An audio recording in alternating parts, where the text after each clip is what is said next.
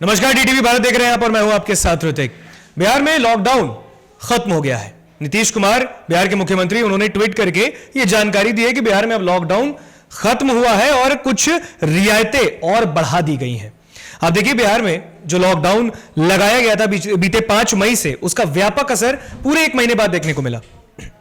24 घंटे की बात करें अगर हम बिहार में कोरोना संक्रमण की, तो 24 घंटे में 762 केस नए जो कोरोना मरीज हैं उनकी पुष्टि की गई है। तो लॉकडाउन का एक व्यापक असर साफ देखने को मिला है। और अब आज जो क्राइसिस मैनेजमेंट यानी कि आपदा प्रबंधक समूह की बैठक में मुख्यमंत्री नीतीश कुमार वो भी मौजूद रहे और सीएम नीतीश कुमार ने यह फैसला सुनाया है और लॉकडाउन को अब खत्म कर दिया गया। आज 8 जून है और आज तक ही लॉकडाउन पार्ट 4 लगाया गया था, लेकिन अब लॉकडाउन की समाप्ति होने वाली है और समाप्ति हो भी गई है। एक तरीके से आप देख लीजिए, कई नए जो गाइडलाइंस है वो अब जारी हो गए हैं। लॉकडाउन पार्ट 4 में भी कई गाइडलाइंस थे। दुकानें भी खुलती थी, सुबह 6 से 2 का वक्त दिया गया था।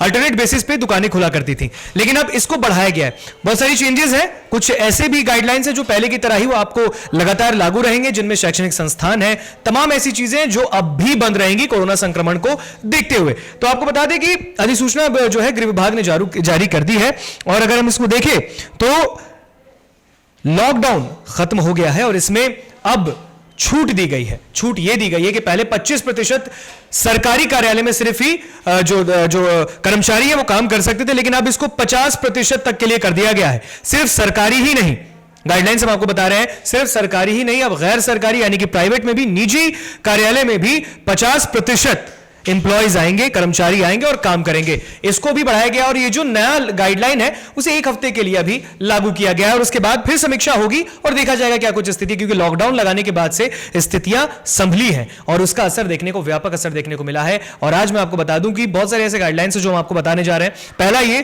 कि जितने भी सरकारी और गैर सरकारी संस्थान है, जो कार्यालय हैं, वो जो है वो 50% एम्प्लॉयज के साथ खुलेंगी, यानी कि 50% के लोग आकर वहां पर काम करेंगे अपने कार्यालय में। और उसका भी एक समय अवधि है, 4 बजे शाम तक ही कार्यालय चलने की अनुमति और कोई भी बाहर से आगंतुक जो है वो आने का प्रवेश वर्जित है। बात करते हैं दुकानों का। दुकानों की जो टाइमिंग है अब सुबह 6 से शाम 5 बजे तक के लिए हो गया है और इस बीच मैं आपको बता दूं जितनी भी दुकानें हैं वो अल्टरनेट बेसिस पे खुलेंगी, यानी कि जो अवधि थी 6 से 2 की उसको बढ़ा दिया गया है। 6 से 5 बजे तक अब दुकानों को खोलने का अनुमति दिया गया है। ये भी अल्टरनेट बेसिस पे होंगी।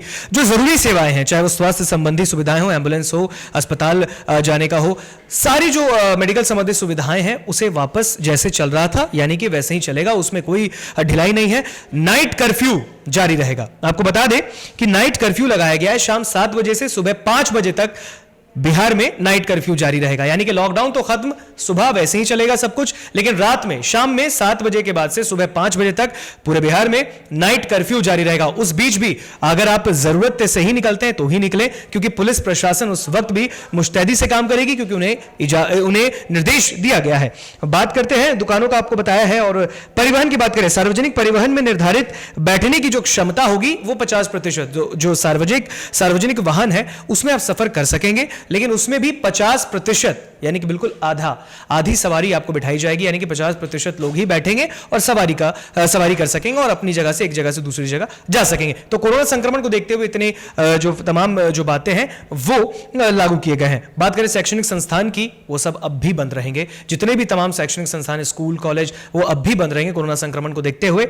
और कुछ रियायतें दी गई हैं। आपको बता दें कि साथ ही साथ सार्वजनिक और निजी वाहनों में सभी के लिए मास्क पहनना अनिवार्य होगा।